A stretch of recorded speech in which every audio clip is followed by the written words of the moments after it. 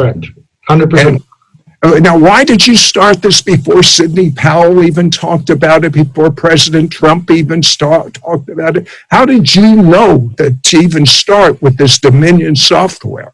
Well, interesting story. In 2018, the Dallas election, Dallas, Texas, had some irregularities in it. Irregularities such as we are now seeing in our national election. The state government of Texas, the governor formed a blue chip panel to dig into it, and they hired a cybersecurity group, ex-military intelligence and federal law enforcement types, and cyber experts and so forth. And they studied it for 2 years. So it was run on Dominion equipment, and they basically had 2 years to figure out what the rest of America has been trying to understand in the last 2 weeks. And they had come up with, they discovered there's about a dozen ways to cheat an election being run on Dominion or other systems. And I was aware, I believed, and the backstory for this is too long to tell here, but I knew that in July or August that they were going to try to do this election. And I fell in with that group, actually another cyber group, and that group, and then we started. I don't even like to think of myself as hiring these people. It's more like we're all fellow travelers. They were all on the same path. I started just funding it so everyone could do this and not worrying about their mortgages and such. But I think of them as the bad news bears, and I'm the team coach. They don't work for the team coach. They're their own people, and they're quite eccentric and colorful and interesting people. It'll make a great movie someday. And would they be experts? Is it fair to say they would be experts in uncovering fraud? Yes, experts in uncovering fraud, cybersecurity, uncovering hacking. They were white hat hackers. Most of them are white hat hackers. There's some legal people involved and national security people involved. So, so they're experts in I think of it as reverse engineering. When the United States or Israel comes out with a new product and it's a great product, they take it over to China and they break it apart and they figure out how it was done, and so they can copy it. That's reverse engineering. These folks reverse engineered how you cheat an election using Dominion equipment.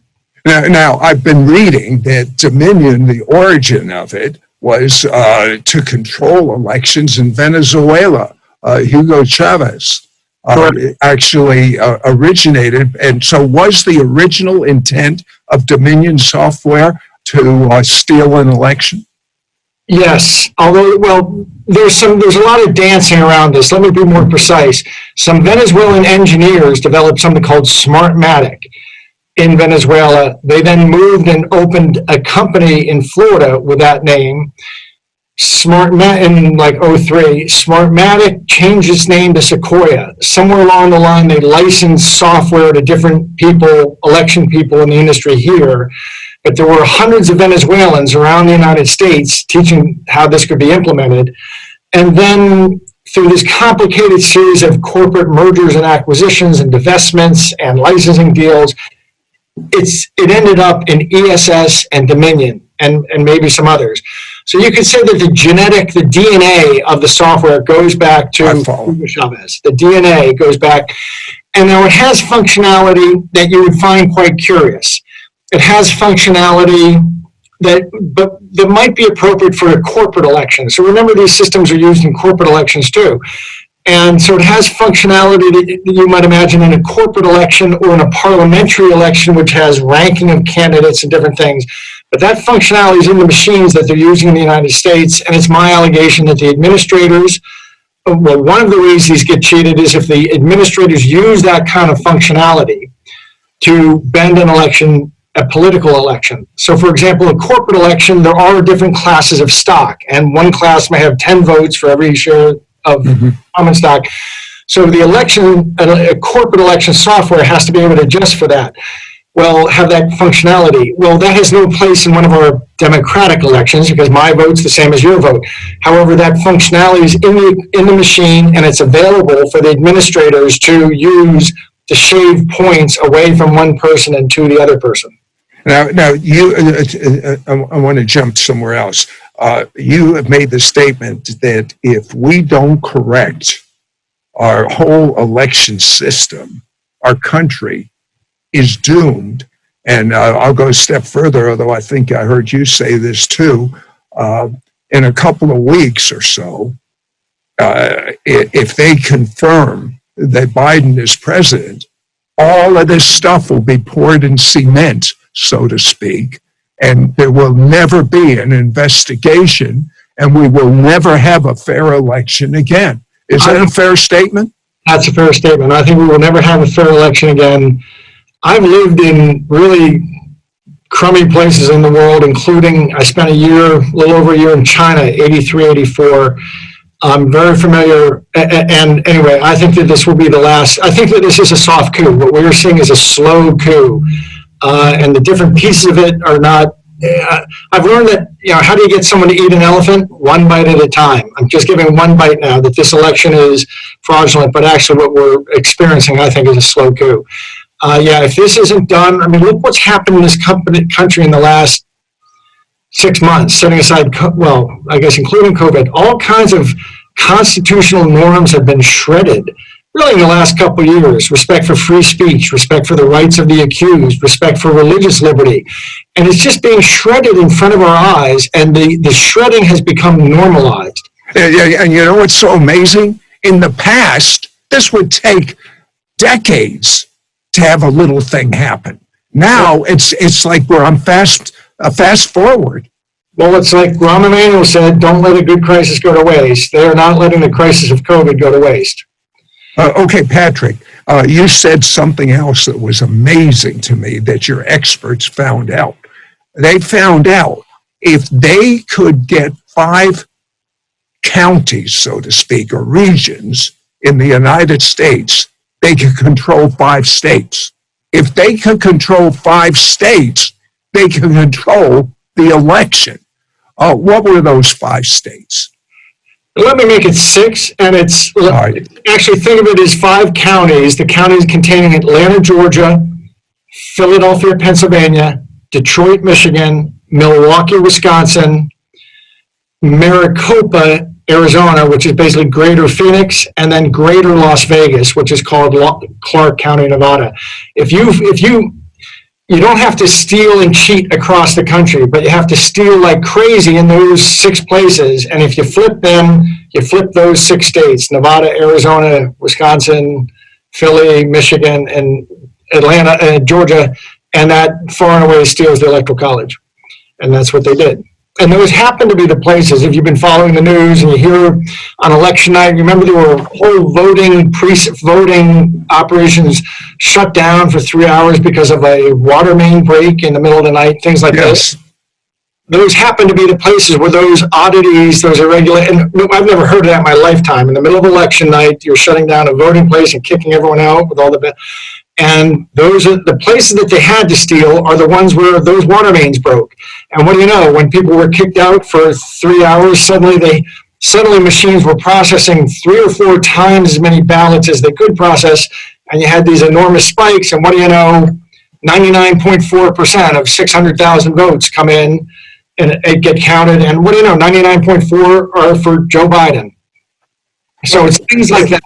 Well, it seems to me, and I'm just, a plain person, but all we have to do is have a brand new election in those 6 regions, not the whole United States, and we can have the truth come out.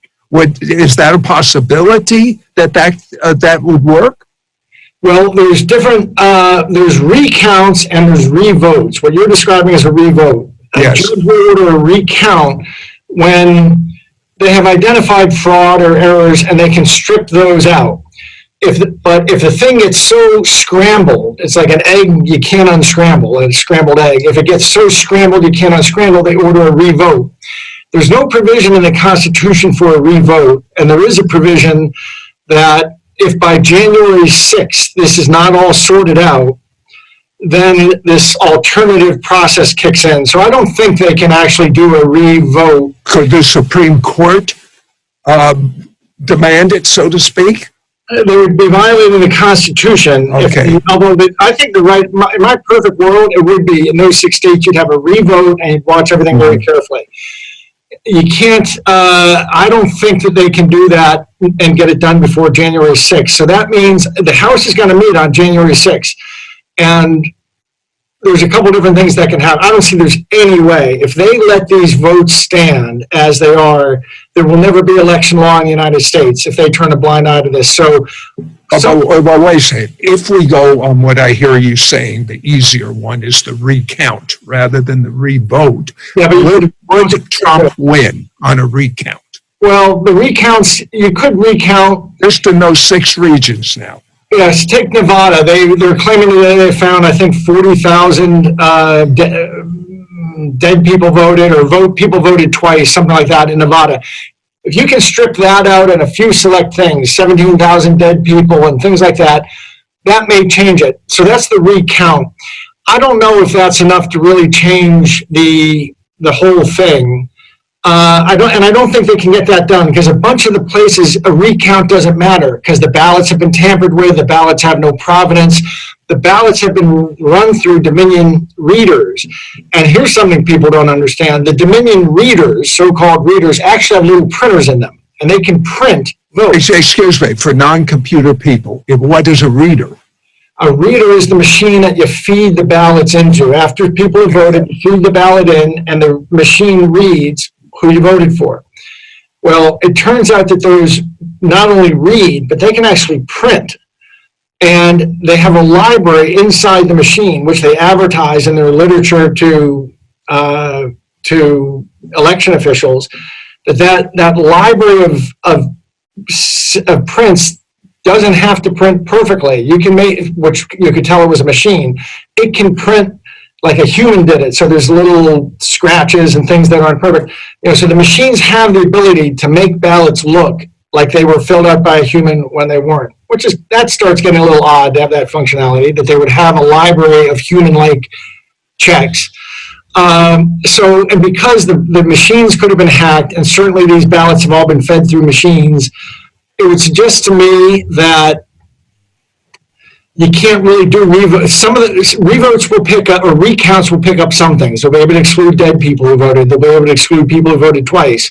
I don't think they can recount the ballots everywhere and get the truth, because the ballots have been altered, or even the provenance of the ballots. They were supposed to keep the envelope with the signature next to the ballot, and they separate those. Things like that kind of make it. So what can be done? Boy, the people behind this were very clever, and they created a very thorny issue. I'll just interject. The spirits behind the people behind it, the demons, if you will, were pretty bright. But we have someone brighter working for us. Oh, yeah? It's called God and the angels. From your lips to God's ear, Sid. From your lips to God's ear. Well, I'm no angel, but I have a devious mind. I think so I think we know we have reverse engineered what they did. They're very clever, and that they created a situation that's very difficult for a court to unscramble. Probably impossible. The Supreme Court, this is going to get to the Supreme Court. If the Supreme Court lets this stuff stand, like the Pennsylvania election officials, in my view, and pardon me for being a bit earthy, they gave the finger to the United States Supreme Court, to Judge Alito, because before the election, Judge Alito said, you really should, the Constitution is quite clear. State legislatures set the rules for election. However, in the days leading up to the elections, in a number of states, election officials changed the rules without state legislatures buying off. That's wildly unconstitutional. Judge Alito and the Supreme Court should have enjoined them from doing that in Pennsylvania. He did not enjoin them. So one of the rules was you only count the ballots if they're postmarked by Election Day, or I think if they come in by Election Day. Pennsylvania said, we're going to change that rule. I think that Alito should have enjoined them. He didn't stop them with a legal order, but he did stipulate, you can go ahead and do it this way. We'll sort it out afterwards, but you have to keep the ballots segregated that came in after the date that your legislature approved, and we'll address it then if it makes a difference. Well, Pennsylvania just ignored that rule. They not only accepted the ballots, they deliberately separated. They did not segregate them. So now it'd be impossible to unwind. So that was giving the finger to a U.S. Supreme Court justice. And pardon my earthiness, but we should understand this was scofflaw behavior. They violated the Constitution, and when a Supreme Court justice gave them one instruction, they violated that. So, okay, so that, let's just say, for the sake of discussion, that one state is taken to the Supreme Court based on what they see there and see in a number of other states. What is the best we could get from the Supreme Court? The best would be to say, you know what, since you polluted your ballots of mail-in ballots, you got to throw all of them out. To which the other side will say, wait, you are taking away the votes from millions of people, to which the correct answer is no. You sons of guns who polluted those votes against our Supreme Court orders with hundreds of 600,000 or something of these ballots that came, I forget how many hundreds of thousands that came in late, because you polluted that pool, you guys destroyed their vote. That's what they should say. Strict justice, that's how they should treat it. Okay, so if that occurs, what is the result? Then you'd be throwing out over 1 million, couple million, I suppose, mail-in ballots in Pennsylvania, which were overwhelmingly for Biden, and Trump would win by 500,000 or 1 million votes. However, the answer to that is no, by doing that, you're disenfranchising the 2 million people who sent in ballots who did send in ballots, to which my answer would be, no, we're not disenfranchising. You disenfranchised by polluting them with these ballots. We told you not to pollute. But so that'll be the argument. The best thing that would happen is the Supreme Court stands tall and says, listen, this is the Constitution, this is the order, you violate it, strict justice. Everything that you polluted by doing this gets thrown out, in which case it's a landslide for Trump would be revealed. And by the way... Okay, but that's what I see. I want you to know. So I just want to know how it could be done. You gave me the answer. You gave me the answer. Done, but what the Supreme Court will do instead, I mean, that would be really... No. I am going for the gold. Okay. I'm going for the gold. I don't want to know what they're going to do instead, because they're not going to do it instead. If you really are on principle, you really have to say, if the Supreme Court lets stand the behavior that a bunch of these states did in the days leading up to the election, election officials changing rule and thumbing their nose at the legislature, if they let that stand, then I would say there is no election law in America. From then on, every state election official is going to cheat as he wants. It's the Wild West again. Yeah, because, the Supreme Court showed they turn a blind eye, and so you could never enforce it again. So I think they should be strict and throw out everything that got tainted by this goon behavior. If they don't do that, though, there's another thing done in the Constitution. Our founding fathers knew that elections, this kind of goon behavior can happen. So they set up an alternative process, a number of alternative fallbacks. And at some point, the Supreme Court's going to say, you shouldn't have done that, but it's too extreme a remedy to just throw out 2 million or 7 million mail-in ballots. So we're going to just go to the fallback. And the fallback is, first of all, the state legislatures, what they can say, look, we in Pennsylvania, Michigan, they can and should say, we see how badly this was done. We see that the state election officials violated our laws. And so we're just going to, we legislatures have the right to direct who gets the electoral votes, and we're just going to give them to who we think would have won without your goon behavior. If that doesn't work, the whole thing goes to the House of Representatives, and there's a special kind of election there. So those are the fallbacks. Okay, I believe, and I don't know how, that's why I'm interviewing you to find out perhaps how. I believe that Trump will get his second term. And I'm trying to put the puzzle together, the reverse thing you were talking about. I'm trying to figure that out with that known fact, working that way. I know how to handle it spiritually. What can our people viewing right now do practically to help? Well, actually, you can do something quite important. There's a woman who's become prominent in the last month who's been doing this on her own dime. And her name is Sidney Powell. She has a website called defendingtherepublic.org, defendingtherepublic.org. Go there. If everyone listening went and chipped in $5, this problem could be over. Oh, Trump absolutely can win. In fact, I find it inconceivable that everything goes, that Biden gets seated through any normal process now. If it goes to the House and he gets seated in these alternative processes, I did not vote for Mr. Trump. I'm not a Trump supporter. I'm a libertarian. I'm doing this. So why are you fighting so hard? Full principle. I love the Constitution. To me, my religion is the U.S. Constitution. I would be doing this if it were Barack Obama had been cheated, if Ronald Reagan had been cheated, if anyone had been cheated, I'd be doing exactly what I'm doing. Yeah, are you sure you're not Jewish? We Jews have this sense of fairness. I know. Well, I'm Irish. And Irish, I'm not sure we have the exact same sense of fairness, but we have a sense of, you know, the joke about what's Irish Alzheimer's? It's when you forget everything but your grudges. You know? I think that if this stands, we're going to turn into Paraguay or something. It's the end of the U.S. as we know it. It's not going to be the end of the U.S. I think God's not finished with us. I know God's not finished with us. I believe God is using you because you had the foresight to do this research just at the most pivotal moment in the world. How can we get some of the information you have uncovered? Because you have blockbusters that the attorneys don't want to even release, so the public doesn't know what's really going on. You know, I've written something. I have a website I've had for 13 years called Deep Capture, where I write about corruption. And it won various awards in 2008 as the best writing on corruption in America. It was dormant for almost a decade. I reactivated it when I started taking this on. So you can read the details and the facts. Anyone who tells you there's no evidence, go to Deep Capture, and right at the top, there's an essay, the 2020 election was rigged, the evidence.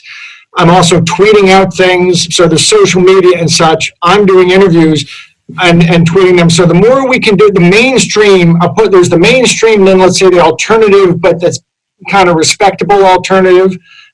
And then there's the really fringe.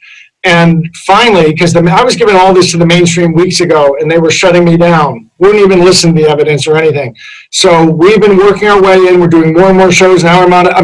We've gone from doing shows with 3,000 listeners and 10,000 to now a good show like yours with millions. And I think it's only a matter of days before we force them.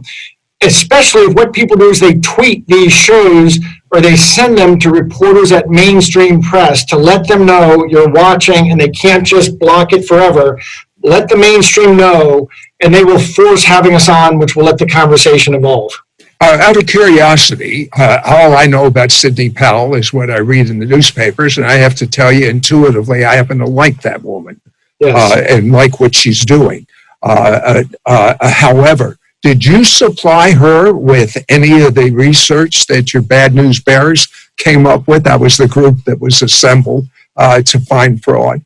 You can be sure that everything that for 3 weeks we've been pumping everything we could find, both to the mainstream media and to the President Trump's orbit. And frankly, that includes both Sidney's side and Mayor Giuliani's side. However, I don't want to take any credit. I'm a concerned citizen. I'm not connected to either of them. And Sidney especially had really sussed out what had happened. We showed up with some missing pieces of the puzzle, but she had the puzzle roughly